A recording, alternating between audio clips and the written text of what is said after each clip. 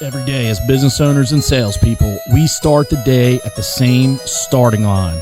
But your day is full of obstacles and diversions. Keeping yourself focused on growing your business and maximizing revenue is a challenge. This podcast is designed to help you get better every day so you can meet and exceed the challenges as they come your way. Ladies and gentlemen, it's time. Let's dominate the day.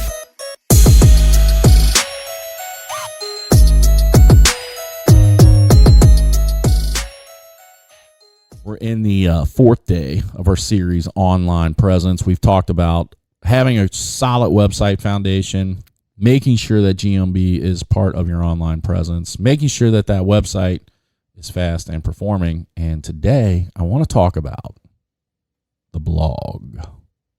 Blog.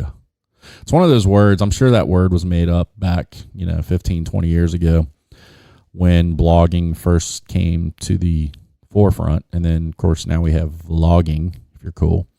So blog is something that's really, really important. The problem is, as business owners, we come up with mental blocks in producing blogs. Are blogs important? Well, do this. Figure out who the national or regional competitors are that you deal with in your industry. And yes, I don't care what industry you're in. You have a national competitor, I promise you. Probably a franchise. Go to that national website and see if they got a blog. Guarantee you they do. And they're producing blogs probably on a weekly or every other week basis because blogs are very important. The problem is coming up with the content and what it is we should do to come up with that content. So I'm going to give you some things that you can do to come up with content for your blog. But before I do, I want to talk about what your blog should be about. It should not be a sales job. It should not be a sales page. That's what your service pages are.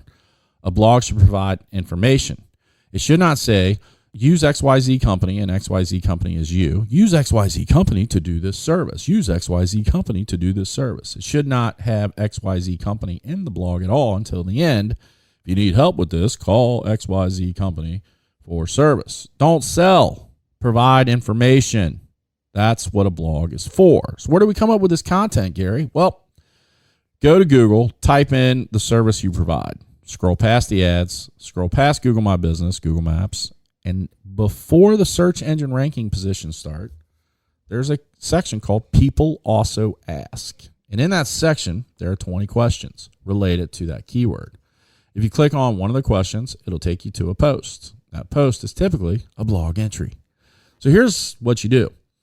You go to that blog post, you see what the topic is about, because those are the questions being asked around that keyword, and then write a post around that keyword. Here's a hint. You can rewrite the article and not copy the article and still get credit if you totally rewrite it.